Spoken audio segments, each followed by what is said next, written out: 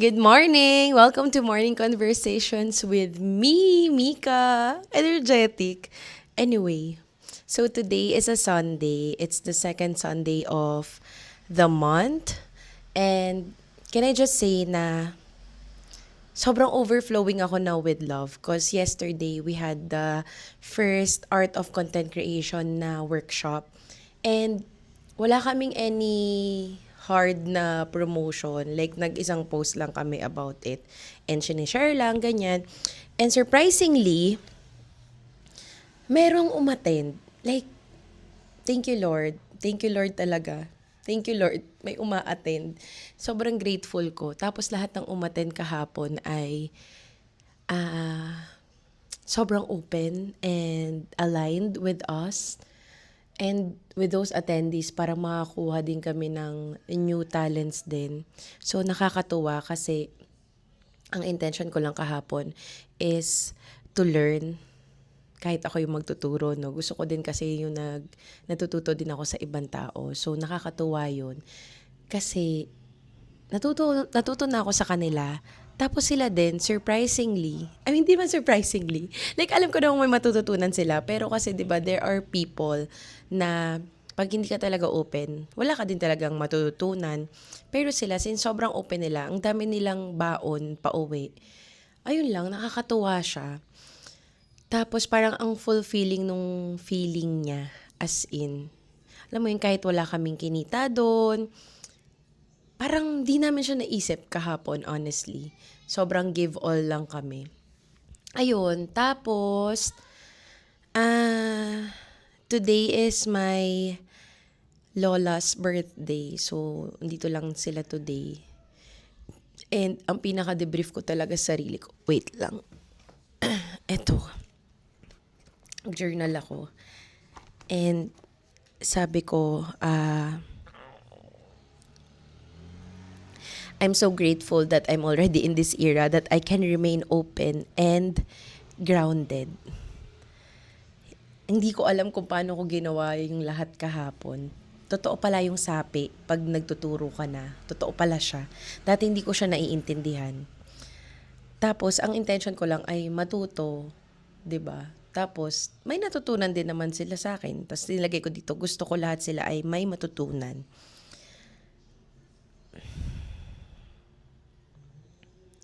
Tapos, happy din ako kasi na-feel ko ulit yung impact namin together ni Gold. Just when, how we started the Mikaya way back, alam mo naman ang tagal na. Pero like, last year, nung nagsa-start kami, parang bumalik yung fuel ko to do more. Bumalik yung fuel ko to work harder. Kasi there are really a lot of people out there who still needs our light. Ang ganda. Ang ganda lang na parang when you really share your light, no, you allow others to shine theirs too. And yun yung nakita ko kahapon. Kasi parang never kong naisip na magkakaroon ako ng mga ganitong opportunity or makakagawa kami ng mga ganito. Parang dati sobrang go with the flow lang ako na okay, sige, kung may work, go. Kung wala, okay lang din. Pero now, it is really bigger than us. It is really opening doors, opening opportunities for people, opening that possibility for people, 'di ba? Lahat silang walo kahapon, sobrang empowered nila to create, to express. And it's a beautiful thing kasi as a culture, we are always taught, we're always taught na not to express, 'di ba? Parang lagi ka na-shame when you express yourself. Laging bawal sumagot, ganyan. Pero ngayon, ay! Oh my God, I'm sorry. Pero ngayon, parang, ayun nga, sobrang empowered lang nila to express more. And yun yung parang pinaka-core, why are we doing these things? And ito din pag gagawa ko ng mga ganito is to really empower people to create more, to express more, to be who they really want to be. Kasi dati, kung nakilala niyo ako dati, grabe, sobrang hiya ko din to talk on cam. Kasi I feel like mali lahat ng sinasabi ko. But I also realize na there are really many truths in this world. May truth ako, may truth ka, 'di ba? So, it's a matter of respecting each and everyone's opinion and journey. Yun talaga siya. Ayun lang, parang ganda ng gising ko. Like, kahit sobrang sama ng pakiramdam ko, ang light ng feeling. Maybe it's because I gave a lot yesterday and punong-puno din ako kahapon. And ano pa ba? Nilagay ko dito, I'm also praying na mabigyan pa ako ng more blessings para mas ma-share ko pa siya with other people and I can also help other people to achieve their dreams. Kasi parang being in this position, hindi na lang talaga for me to eh.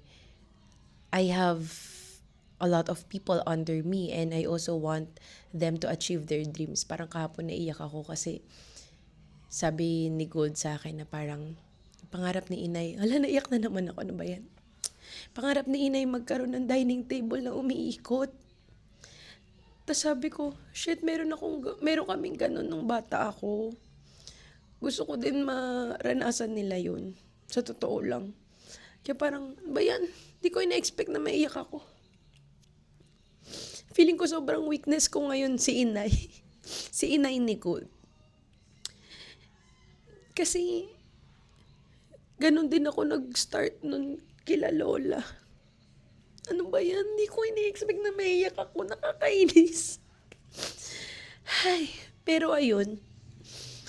Parang nandun ako sa era na gusto kong maranasan ng ibang tao what I also experience.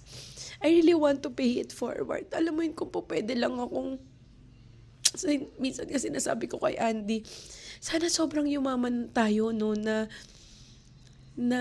hindi pa nagsasabi yung mga tita ko, yung mga pinsan ko kung anong problema nila. May solusyon na agad tayo about it. Kasi, alam mo yun, masusolusyonan mo na agad siya when you really have a lot of money.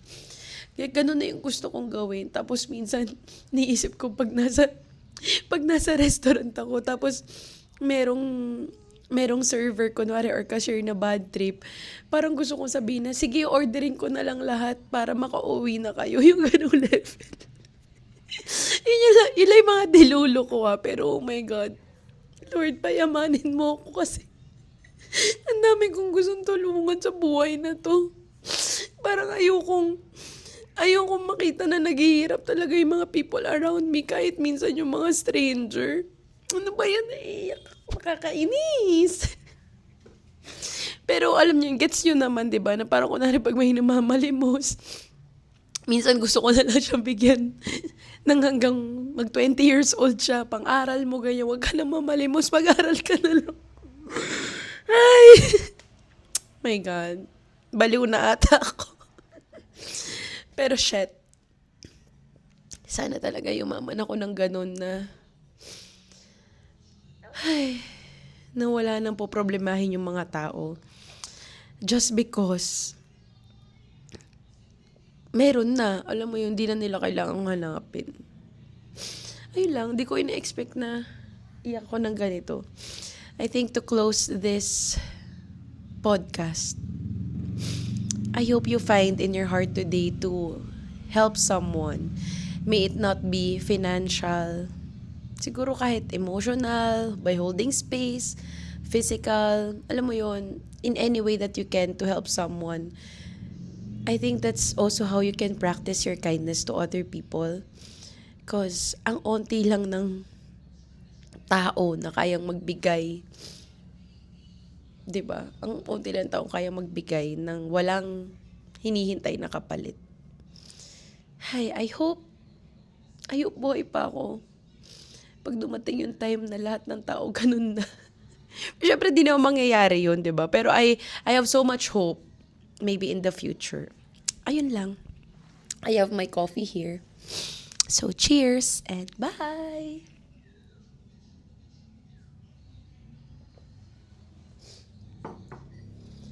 iiyakin.